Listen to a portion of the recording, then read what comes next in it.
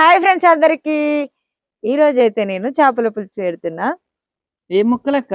ఇయ్యా పాపులేట్ ముక్కలు అంటే ఈ రోజు ఎప్పుడు ఇట్లా వేయం కదా మనం, ఉప్పు కారం అన్ని కలిపి పెడతాం. ఇట్లా వేయం గానీ ఆల్రెడీ లేట్ అయింది అనమాట. లేట్ అయిందని చెప్పేసి చాలా రోజుల తర్వాతకి ఇట్రా డాడీ, మమ్మీ ఇట్రా. లైట్ వాళ్ళ కోసం అయితే ఫ్రై చేస్తున్నాం. ఎందుకంటే చారు అయ్యేసరికి లేట్ అయింది, వాళ్ళు ఏడుస్తారు, పడుకుంటారు. అది కాక పులుసు ముక్కలు వాళ్ళు తినరు.